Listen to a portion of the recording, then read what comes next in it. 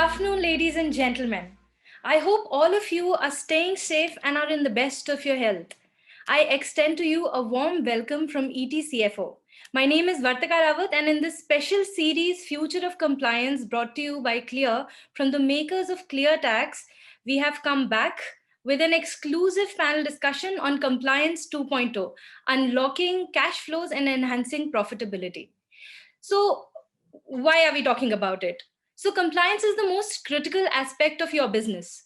Failure to comply can turn out to be expensive and detrimental to your business. Many business leaders are rationalizing that cost of non-compliance may be less than spend on required technology. However, the cost of non-compliance is still an uncharted area measured often by the fines and penalties that are paid. So CFOs sometimes fail to calculate the insidious risk to business profitability. But where there are risks, there are opportunities. This panel discussion finds out how compliance technology can unlock your cash flows and enhance profitability. So today we have with us four veteran industry leaders who bring with them experience, expertise, and wisdom. So please join me in welcoming Ajay Patil, who's the VP and CFO Cummins India. Tanushree Bagrudia, CFO Udaan Capital. Vikas Vadhavan, Group CFO PropTiger.com, Housing.com, and Makaan.com. And last but not the least, we have with us Srivatsan Cherry, who's the co-founder of Clear. Hello and welcome to the show. The first question that I would want to put forward to the panel is that what is Compliance 2.0 for you? So we'll start with Tanushree. I think, Vartika, as I see compliance, I would like to draw compliance into three large buckets, if I may. The first one that I call is internal controls and SOPs, because they are as much a part of the compliance as the second one, which we all think of when we think of compliance, which is the statutory or the regulatory compliance. And then there is a third bucket, which is the contractual compliance. And I think all of these together go hand in hand to make up, the compliance framework for an organization. And if I may just add that, I think compliance also is not just something we as organizations should be doing only in form, but also in spirit. And very often just the word compliance instills fear within the teams that we lead. And so it's extremely important in this day and age for us to work with our team members, highlight the benefits of compliance to business, and help teams implement compliances in all three compliances in spirit and not just in form. Right. Thank you, ma'am. Ajay, over to you. What do you think is Compliance 2.0 for you? Yeah, I mean, whatever Tanushree just mentioned is all true with respect to the universe that we look at from a compliance perspective, more as a task or an activity or an obligation to do. But equally important, when you take a step back and say, what is a compliance? Compliance, when you look at it really at a high level, is all about ensuring that we manage the entire stakeholders that we have. When you, for example, have government, you need to pay your taxes on time because that's your obligation and you do it well. When you look at some, people related compliances, whether, doing their provident funds or their benefits, it's your obligation towards your employees, and so on and so forth when it comes to society and others in which you operate your business. The key part is, as an organization, what kind of a culture do you drive when it comes to compliance? Are you just checking the box, or you really look at compliance from a spirit of the regulation or a spirit of the law, or just the letter of the law? And therefore, I think that determines the outlook of an organization as to what compliance means to them. Number two is with respect to how you instill that culture of compliance within your organization. Do you do it as a matter of, some sort of I would say, a risk, where you just punish and reward people for doing it, or you just say that that's what we stand for? I think something which is far more lasting would be where you look at there is nothing different I have to think about compliance. It's just a way of life for us. And wherever we operate, whichever geography we operate, whatever laws that are applicable or regulations applicable in that particular jurisdiction, we will follow. Because if we want to do business there, we should be doing the compliances as well. So that's the way I looked at it in a nutshell. All right. Vikas, what about you? What do you think is compliance 2.0 for you? So, Vartika, thanks a lot, first of all, to ETCFO for hosting this event and inviting me. I agree with both the panelists, Tanushri and Ajay.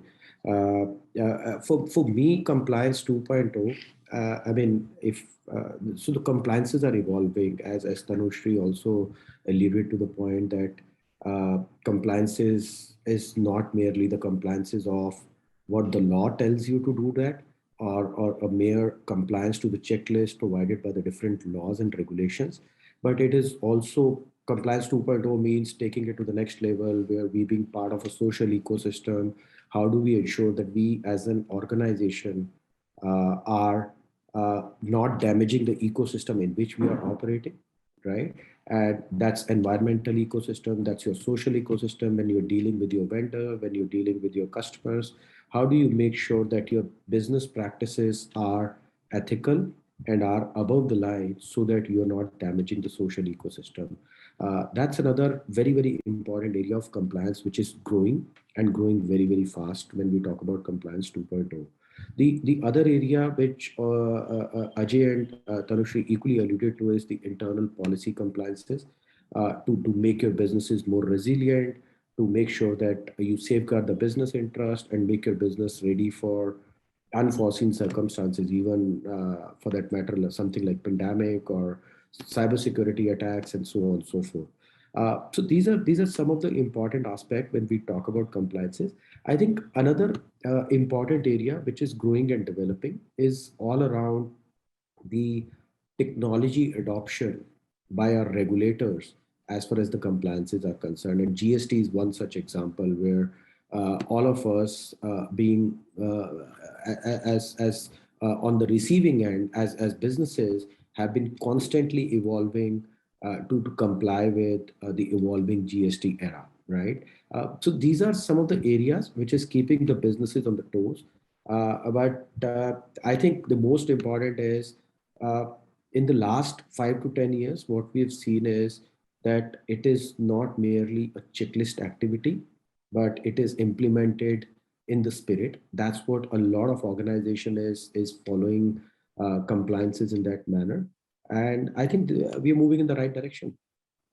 Right. So as of now, the CFOs think that compliance is more than the statutory, what statutory law says, what the regulatory, framework is, but it goes beyond that. It's also about internal controls and SOPs.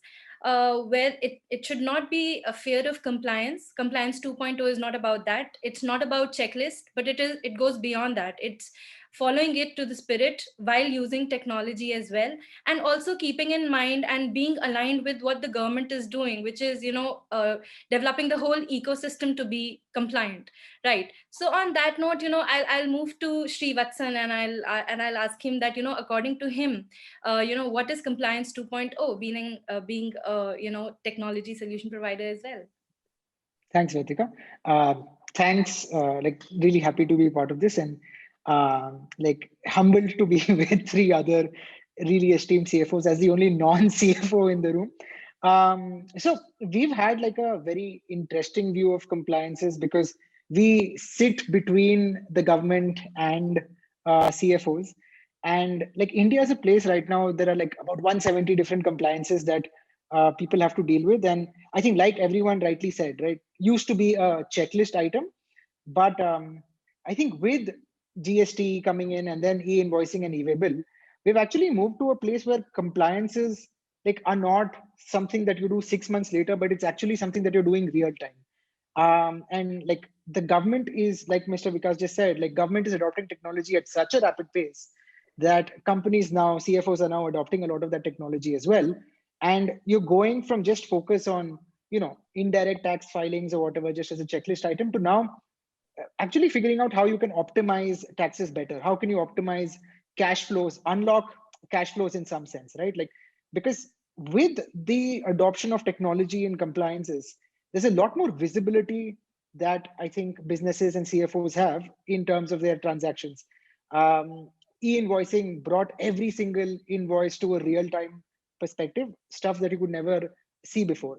So I think compliance 2.0 is about like going from paper to like very solid use of technology, not just treating it as a cost, but actually using it to unlock a lot of efficiency, unlocking cash flows, profitability. And the cost of non-compliance also is like pretty onerous on businesses. I think that's everything that I think about when I think about compliance 2.0 or real-time compliance. Right. So optimizing cash flows. Compliance 2.0 also gives you that kind of visibility and real timeliness, which, you know, the businesses are actually, which is actually very much important to businesses at this point in time. So, you know, Ajay, I'll move to you, and, you know, I'll ask you the question that, you know, what are the challenges of the CFO in terms of financial impact when it comes to managing compliance? I would make a couple of points, Vartika, knowing we have other panelists and we need to take their views as well. Is not so much about the financial impact. I mean, the consequence of non-compliance is fairly well known in terms of what is stated. If you don't do anything in a timely manner, these are the penalties and other things that you are required to pay. An important element along the way, in my mind, comes about is a reputational risk that you carry. It's a brand that you stand for. It's a brand that you, as a CFO, who is a custodian of that brand, that one need to be aware of. And therefore, whenever we are assessing the risk, besides the financial element to it, I think that's one important dimension that comes to my mind. And the second aspect of it is the disruption to the business that it can cause. Because nowadays, when you look at various regulatory authorities, and for various reasons, those authorities have a certain amount of powers and authorities to take action.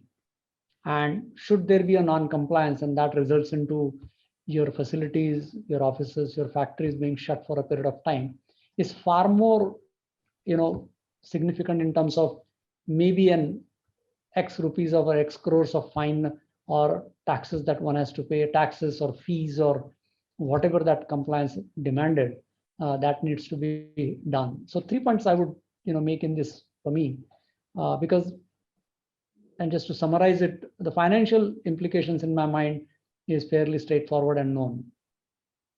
It's a brand and reputation risk that you put in forward, which you cannot attach a value. It's about your credibility. It's about your ability to attract talent. It's your ability to inspire trust and confidence with customers, with suppliers, with government. That's a damage, which is in some cases can be irreversible or can take maybe decades to erase, because you just get associated with that kind of a behavior. And lastly, of course, the aspect of continued business operation. I mean, while traditionally as a CFO, all of us have participated and developed our BCP matrix. And somewhere in that BCP matrix, maybe there is a one-liner which is buried about, some sort of a compliance related risk.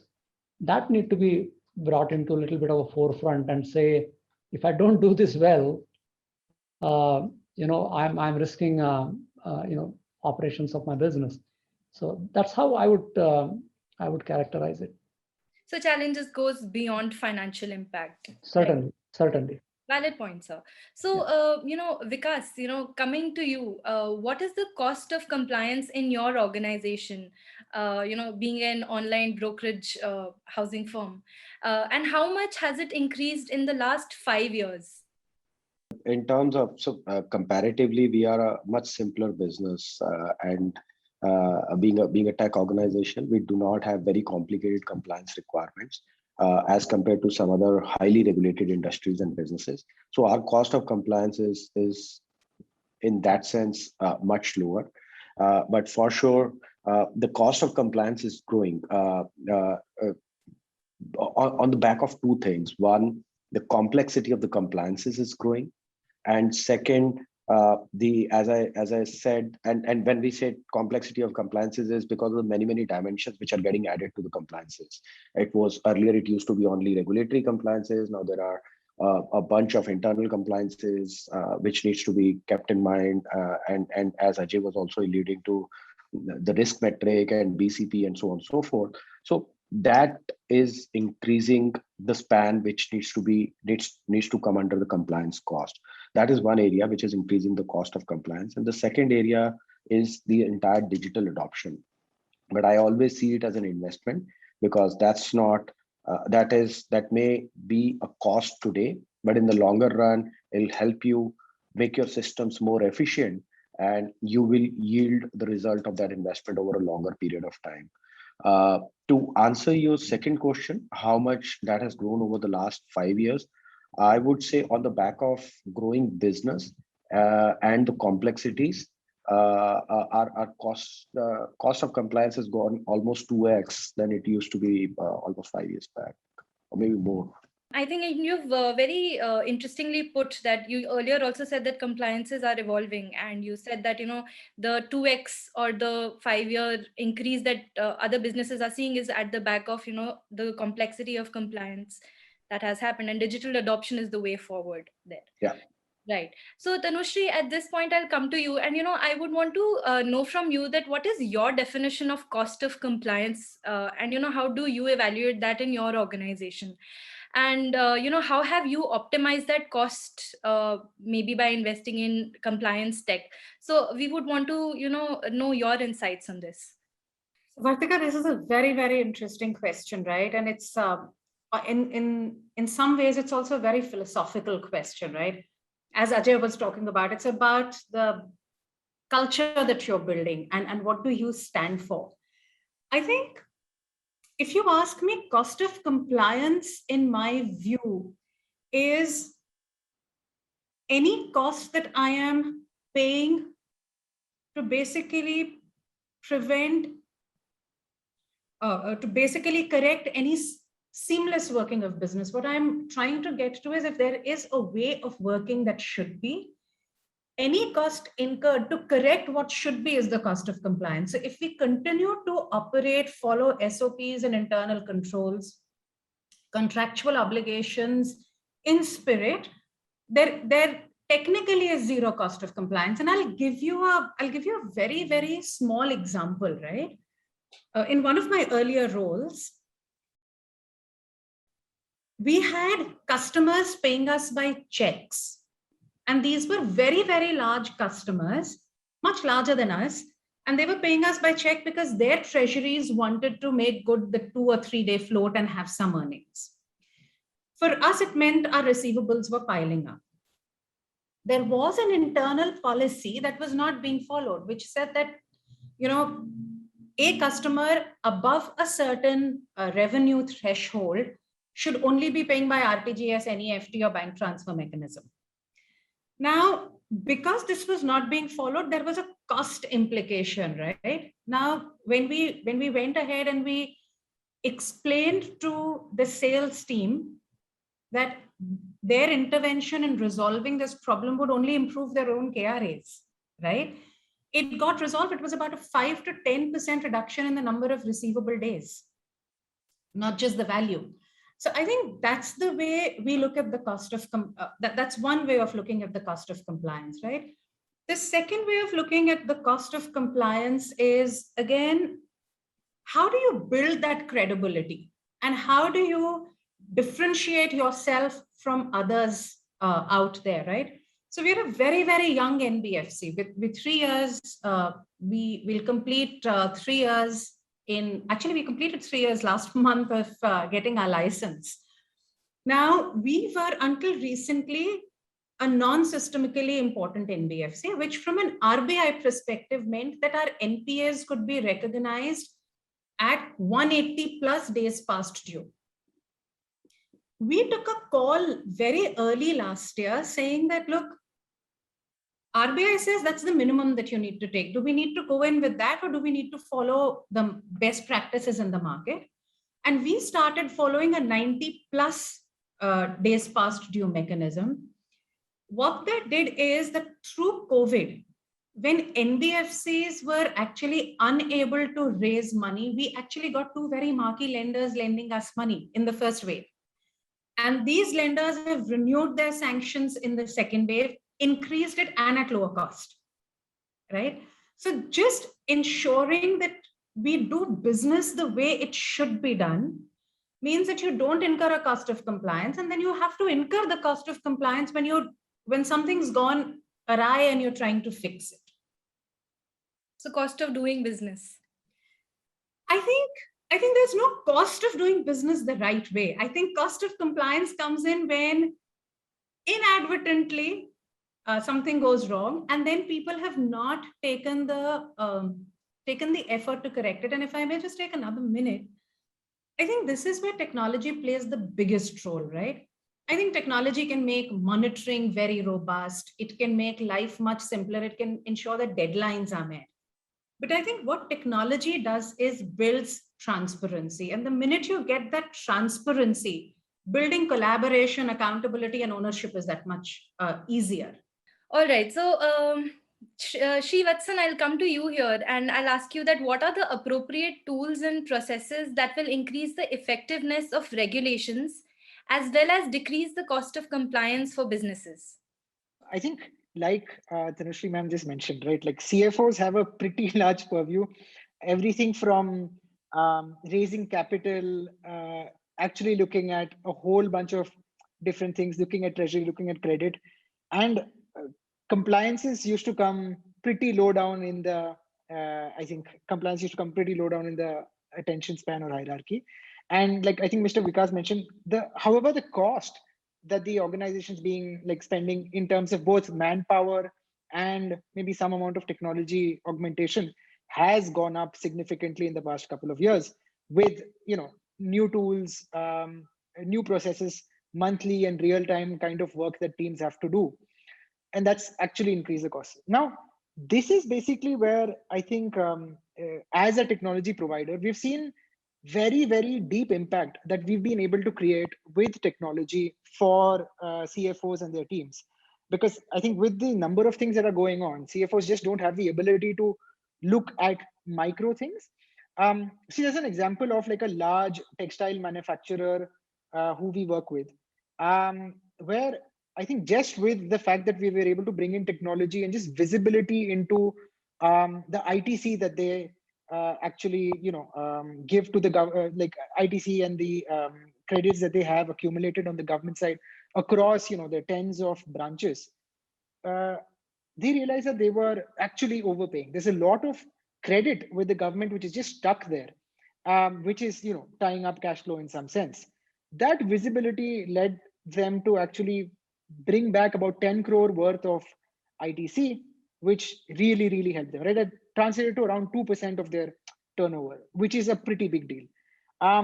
Then with the kind of companies, I think that we're like who are on the panel and that we're talking about, just the scale, the number of invoices, the number of vendors, the number of locations that you have to deal with it's not possible for the ERP to like sort of give you that visibility. It's not possible for you to just reconcile on Excel anymore. Excel files just like shut down, like they can't even open with the number of invoices and items. And that's where AI powered reconciliation tools that are reconciling across vendors, across locations, that really brings in an unlock. So for a very large e-commerce player, we were able to unlock about 60 crores worth of additional ITC that they just could not look at just because of the kind of scale that they had. I think these are real examples by which there is a meaningful amount of ITC or working capital that people can unlock for themselves and also for vendors, right? Like I think vendors is also a very large side of the world becoming far more important because the government is tightening the screws. Like if your vendor is like exhibiting bad behavior, I'm going to penalize you. I think just dealing with all of that is pretty difficult. Technology really plays a large part there. Right, valid points. So, Tanushree was also pointing out towards the importance and benefits of technology. And, I would just quickly ask you that, how should we rethink of leveraging technology more effectively to incorporate regulations in the fabric of our enterprise to enhance profitability? So Srivatsan just said that, Excel sheets are dead.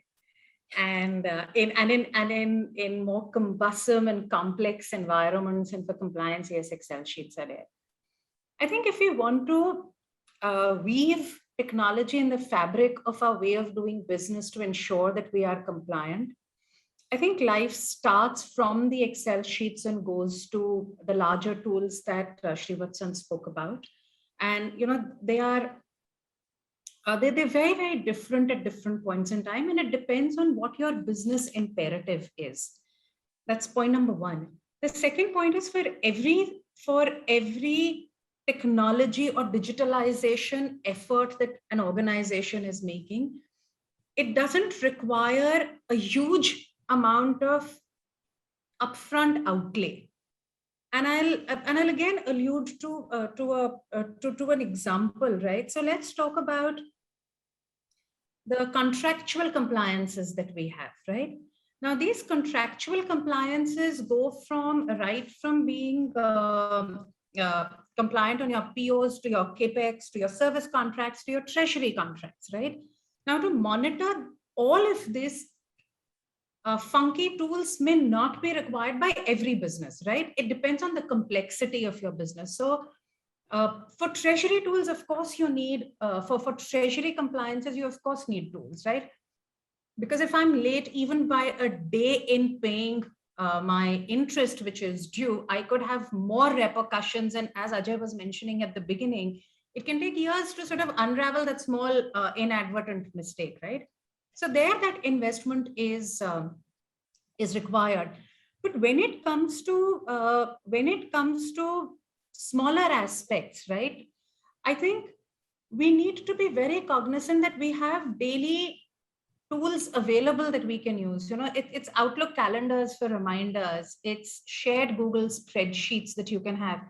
I think today we have enough and more capability to build simple web portals and web apps whereby complete transparency can be given.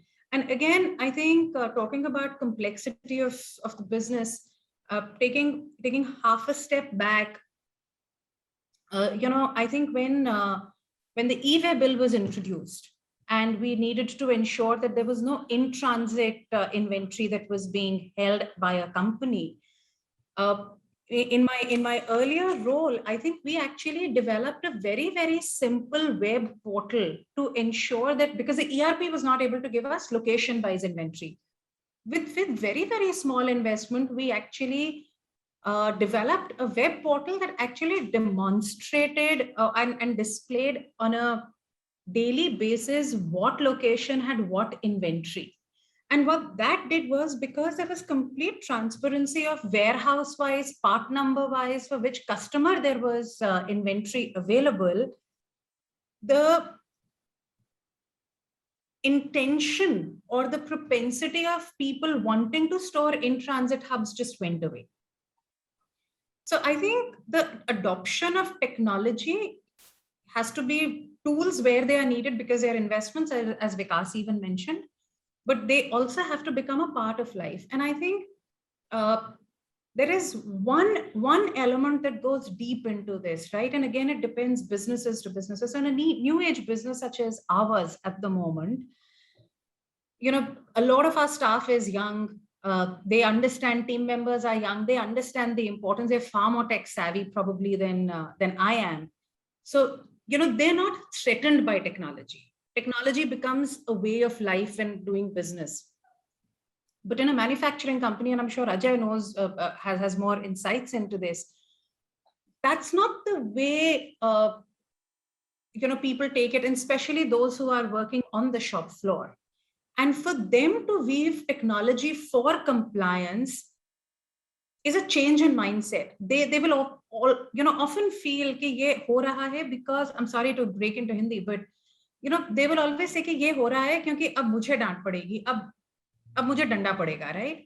And I think that mindset needs to be changed, because we need to tell them that this is for the benefit of the business. This is how it will facilitate and make their tasks easier. So the digital journey has to be, and the investments have to be weighed in where tools can be used and where, the daily available tools can be used for the betterment of the organization.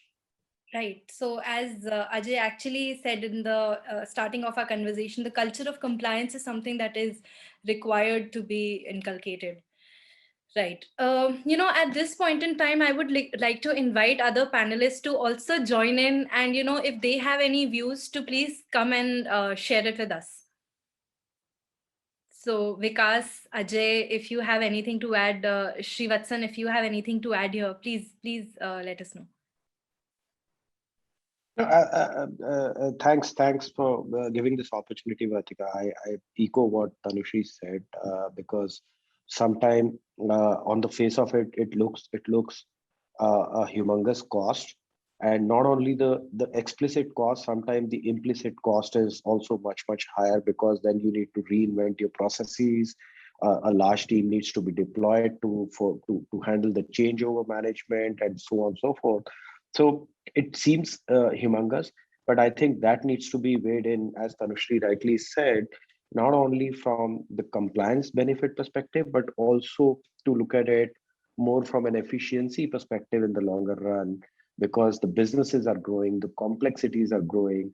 And Shivatsan also quoted an example that if by adoption of technology, you can improve your working capital cycle, or you can ensure that your GST is not struck, input credit is not struck unnecessarily, that is the real money which you're driving into the business on the back of better compliance mechanism, right? So this is super critical. So just to, and it is always when you're sitting on the table, and as a CFO, you always kind of doing that capital allocation in your day-to-day job, and you have to allocate capital for some of these investments, and there are certain business critical investments. But as Tanushree was also saying, it shouldn't be seen as purely compliance. It should be seen as a business enablement, because you may be seeing it as a compliance cost today, but if you do not end up doing it, it may start impacting your business tomorrow down the line. So that's how we see it, and that's how I generally drive discussion internally within the organization. So it's always good to invest in technology at the right time. By no means I'm saying just invest it for the sake of investing. Obviously, make the right choices, but it's important, because that's the only way to go, I would say. Ajay, do you have anything to add here? Well, I think all what is being said over the last half an hour, I think is all valid. I think the key aspect for all of us, as the business world changes, as our business models change, our markets, technologies are changing. I think the key part is all about how do we leverage technology from a compliance standpoint. Besides easing the manual aspect of work, where someone has to do a back-breaking job of compiling the information, in a simplistic automation can help him extract the information that is needed to do her job on time, is a very simple elementary way of looking at it.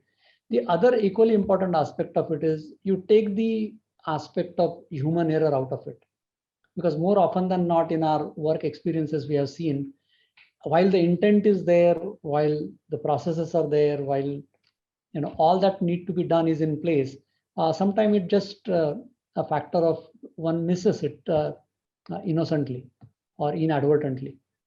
Unfortunately, there is no measurement in a compliance framework to say it was an innocent error or not. You either did it or you did not, right? It's just a very binary black and white assessment of compliance. Did you file on time or did you not file on time? You could say that I tried and I did this and I did that. It just doesn't work. So therefore, I think bringing technology to keep the framework that one needs to put in from a compliance standpoint, I think that is what it makes it that much more robust. It takes away the aspect of human dependence to say, okay, there was one subject matter expert on which you could rely, and then he or she could do it, and then you will be fine. That goes away. And in fact, it frees up the time of those who participate into those processes to do something different. They could be working on some planning opportunities, they could be working on some process improvement opportunities, they could be working on some automation opportunities, as opposed to simply compiling and collating and copying and pasting the information just to get certain things done. And I think if you look around us, the ecosystem is moving at a very rapid pace. I mean, if you look at today from a treasury standpoint, the Reserve Bank of India is encouraging a lot of automation. The banking partners themselves are, partnering with various fintechs to bring in multiple solutions to eliminate manual work and manual touch points.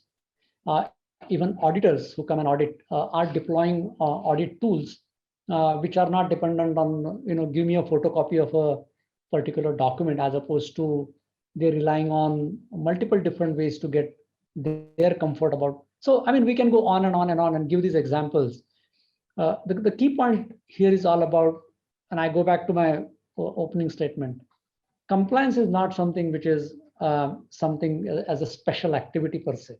The more you make it just as a part of your work life or as a part of your normal processes, and bring that aspect into your routine, you get better at it in terms of having that assurance to say that I don't have to worry at the month or a quarter end to say, did I miss something? Or do I need to do some double and triple checks to see and call people and say, did you do that? And did you do that? I think that aspect, I think in my mind, we all need to bring in. And there is no cost to compliance, if you ask me. I have a slightly different view by saying that what's the cost of compliance today? I mean, if I have to file taxes, I have to file taxes. And if I need a subject matter expert, I need a subject matter expert. It's as plain and simple. And the compliance is just getting beyond the traditional boundaries of direct and indirect taxes. The labor law compliances, the economic law compliances, the commercial laws compliances, the environmental laws that one has to comply. And as the regulations mature, as the newer businesses start to emerge, things around us are going to change. I mean, think about e-commerce. 15, 20 years ago, it was not there. The regulators and governments themselves do not know how to regulate them, because these business models do not have a history of 100, 200, 300 years of buying and selling goods for which you could regulate. So that kind of an agility or openness in our framework, that kind of a flexibility in our technologies that we adopt, I think is a way to go, so that you're not scrambling for every change. Otherwise, every change then becomes a kind of a big event because you simply didn't anticipate something. So keeping your model flexible, keeping your model scalable, and somewhere along the way, to say the obvious, is to keep refreshing the, I would say, the skills of your people. I mean, you have to constantly upskill your people, get them the latest and the greatest in terms of what is available, Right. So that you are able to do it the way it has to be done. Right. Valid point, sir. At this point, I'll ask Sri Vatsan. You've heard what the finance chiefs have to say. So how do you think that the CFOs should rethink leveraging technology more effectively to incorporate regulations in the fabric of our enterprises to enhance profitability? You heard all the views up till now. What is your view? So I think Mr. Vikas said very clearly, right? Like, focus on what needs to be fixed. If it isn't broken, don't fix it.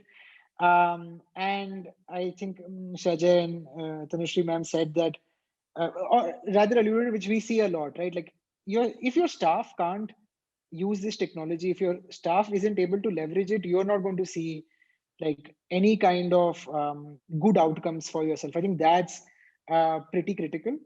And beyond tax compliance, like direct and indirect taxes, yes, we've talked about that. But I think when I speak to a lot of CFOs, I speak to a lot of our customers, I see like a couple of areas where they are like thinking about investing or like deeply investing in technology, being like the supply chain efficiency and inventory management, AR and AP is getting like a lot of focus now outside, above, over and above like what the ERP can provide them, especially in like a connected world, right? Where you fundamentally have like an online network with your supply chain partners, your vendors, invoice discounting, bill discounting, factoring, credit. That's, I think, a very, very important area that's always existed, obviously. But I think technology is bringing a very different sort of face to it right now. Like beyond tax compliance, those are the areas where I, see people investing a lot. Like in AR and AP, I think it's possible now to just like like with e-invoicing, you have invoices coming to you like digitally. It's very easy for you to, with technology, actually take that, like punch that in. You can like avoid all of the manual and error prone kind of work that you do in terms of inverting 2-3-way reconciliation and then like punching all of that in, which basically takes you longer, gets your supply chain partners paid even later, etc., etc. And like I think in as companies keep on growing and as people get larger orders and stuff, uh, working capital in the like for a vendor, right, that becomes a problem for the enterprise and the principal themselves, right? Um like I think enterprises are able to raise money at like a good at a very good rate, but a vendor sometimes has to raise at like a pretty steep number, like 20% or something, and that directly impacts businesses. Like that increases pricing itself. So like I've seen now how invoice discounting is actually helping access for vendors to like better rates, much better cash flow, which translates into a lot more efficiency in the supply chain for businesses themselves. I think those are the things that I'm seeing a lot of. That's where technology is headed. It's going beyond compliance. It's not just compliances for you, but like actually thinking about it for the entire value chain. Right, right. Thank you for those examples. I'll move to Ajay here, and I know that you said that compliance challenges move beyond financial impact, and there is no cost of compliance because compliance should be part of doing business or should be part of operation. But here I would want to explore this question that fines are not only one aspect of the cost of non-compliance. Uh, but what are the other factors that non-compliance involve? Not just fine and penalties, but it's more than that. So what is it? There are a host of other things, Vartika, which are equally important besides the financial implications of not complying. I did mention some of it at the start of the call. For example, reputational risk. Okay, when you look at it, for example, you don't want your name to be on the front pages of the newspaper saying you didn't do this and you didn't do that. The collateral damage of that is very significant. Would you be in a position to attract talent? Would you be in a position to attract the best of service providers and suppliers? Would you be able to win new customers if you go with that kind of a reputation?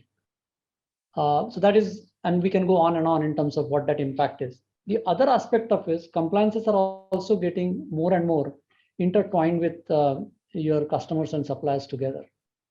So it's about not only you complying, but the whole system that participates into that product or a service, which has a promise to deliver what it is supposed to deliver. Then it's an ecosystem which participates, right? Like for example, if there is a medicine or a drug which comes out and that is supposed to do something else and it does something else, it's not only about the company which manufactured, but the company which developed, the company which did the research, the agencies that approved it. So compliance is a two-way street now, because the governmental agencies who approved those have equally their skin in the game to say that how did they approve it, what kind of a due diligence they applied. So therefore, when you look at the impact of a non-compliant event, it goes far beyond, and at some stages it can even get catastrophic for a business, that the businesses can go down because they simply cannot bear the consequences of those non-compliances, and it can set a kind of a chain reaction. It all depends on what industry you are, what products you offer, what services you offer. And I don't think the risk profile kind of goes higher or lower simply because you are in a manufacturing industry or you are in a service industry or you are in a tech industry. I mean, if you are in a tech industry and you offer a product to a customer and that, over time is discovered that the controls or the safety or security of that technology solution was compromised, and it puts the customer systems at risk or puts the customer installations at risk. It's equally important as you're selling a product, right? A physical product that you're selling. So therefore, each one of us, who has a role to play, and it's not only that as a CFO of the company, I have the overall responsibility to ensure that we as a company are compliant with all that we need to do. But you rely on an entire organization, and each one of us in whichever part of the organization we are have a role to play. If I'm in finance function, then I have to ensure that I process the documents in a timely manner. I deduct all the appropriate taxes. I pay those taxes in a timely manner.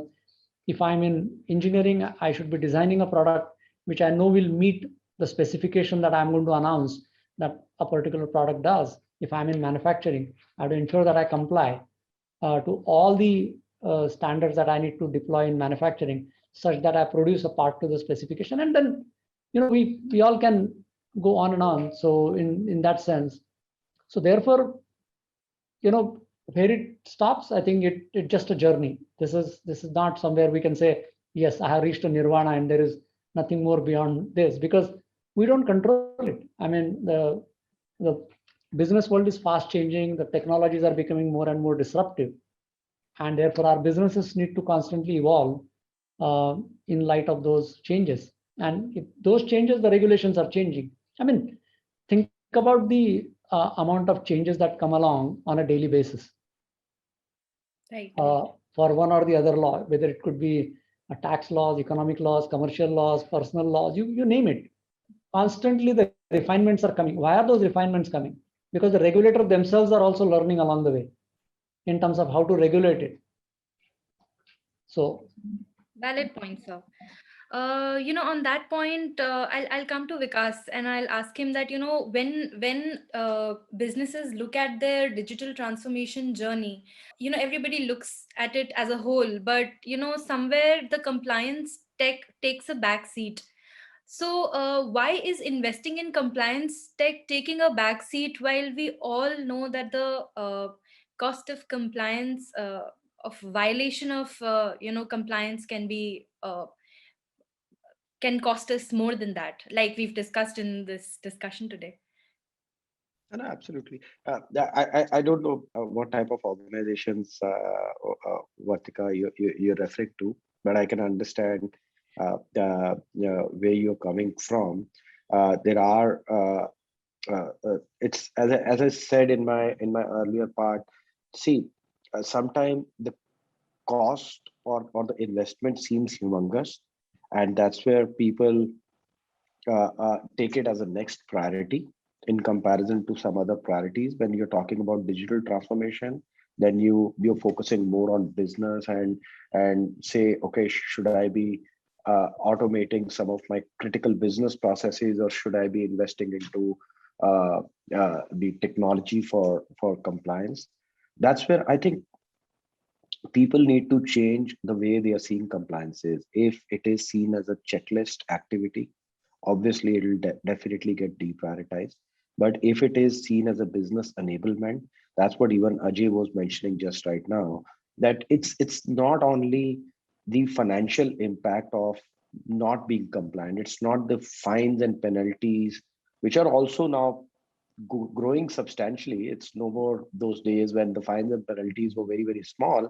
I'm saying still in the larger scheme of things, you may still say that, okay, fines are very small, but don't look at it from the purely from the fines perspective or purely from a checklist perspective that, okay, these compliances are easier to manage. It is much more than that. How efficient you're able to run your business. Are your vendors happy the way you're operating the business? And you complying with the GST requirements, or you complying with other requirements on the labor law side, there are many, many repercussions. There could be a catastrophic impact, like with what Ajay was also referring on the brand and reputation of the company. Now, irrespective of whatever value you assign, it's hard to calculate what a small mistake on the compliances side could translate into damage on the business of the brand, right? So if you continue to see it as a checklist activity, it may get deprioritized, and people may not end up investing into compliance tech, what we call. But frankly, if you ask me, that's the we need to see it as a business enablement, not as a pure compliance activity, and invest in the right amount of technology, so that you're not only making sure that the businesses are compliant, but you're also creating efficiency in the business for the next level of growth and the next level of complexities. That's how I see it. Valid points. Here I'll take a few seconds and I'll ask our audience who have joined us very enthusiastically. And If I may just add to something that Vikas just mentioned, please. Sure, I'll just take a moment. I was just requesting our audience to send their questions for the panel if they have any. And over to you, Tanushree. Please go forward. Sure. Apologies. I think the point that Vikas made was very interesting, right? That most organizations that want to grow, want to be sustainable, will invest in compliance. I think, having said that, because we as an organization lend to a lot of MSMEs, I think what is very interesting to see is that these MSMEs want to invest in compliance, but in the last sort of 18 to 24 months, their own businesses have been impacted so badly that they really either can keep the business afloat or invest in compliance technology. And at that point in time, I think there is one thing that comes to their rescue. It is that relatively intelligent and hardworking individuals in our country are there in the youth who are looking for jobs, right? So they don't invest in that technology, but they invest in that manpower, and that manpower starts to sort of do compliance for them. But I think we are now seeing an age where even organizations such as ours, right, we are developing what we call lightweight apps. And Srivatsan will also sort of agree with it, to help these organizations start being compliant at absolutely no cost. So some of the apps that one gives are actually free, and we've started doing that. But those organizations are not investing in technology or tools or subscriptions just out of the sheer nature of that business. And I think that's where somewhere we will also need to potentially work for them and with them to help them in their journey, because I think intention is there. I don't think most organizations, even in MSME segment, come from the intent of not being compliant. Interesting point here. So, on that note, I'll just bring Srivatsan here, and I'll ask him that, hearing the point of view of, our CFOs that just expressed here, how Compliance 2.0 can unlock cash flows and profitability for businesses. That's now it's a multi-dimensional way of looking at tax compliances. ITC has created this domino effect in the ecosystem. You'll have to be pretty aware of your, vendor base. Reward the compliant vendors. They are sort of helping you. They're helping you move forward. And I think there's a lot of dependency that you have on that as well. And I think you have to find a better way to deal with defaulters, because that is directly impacting you. I think that's very critical as a first step in terms of unlocking cash flows, unlocking profitability. Dive deep into the entire indirect tax flow. Look at, I think technology can give you a lot of reports on every single state, every single branch, like things that are going across different states. And as the government sort of has changed the leeway of provisional credit from 20% all the way down to like 5% or even below right now, I think it becomes very important for you to look at every single like tax payment that's gone out, because you're in some way penalized both ways, right? If you overpay, you'll probably never identify that, and you'll never be able to claim that for a very long time. If you underpay, you are penalized on top of that. And I think these are some ways in which you could start looking at, like, think about enabling the larger ecosystem. There's a lot of inefficiency in the in your supply chain from a available ability to actually pick up credit. If you solve that for the good vendors that you have, you're fundamentally improving profitability for yourself. You get better pricing, you get differential pricing, your vendors are able to pick up larger orders for you. And I think with this entire e-invoicing, e-way bills, and just the availability of digital data, that is something I think which really improves everything from inwarding at your warehouse all the way to like vendor payments. The entire P2P, I2P cycles, that can really be ironed out. Those are my thoughts on how to unlock cash flows and profitabilities with compliance. Thank you so much. This actually brings us towards the end of our session, and with that, I'm still, waiting for a few questions to be asked. Though we have got a lot of comments on, this session, and people have, given their point of view as well, which is available on the Q&A section, which the speakers and the panelists can go and read.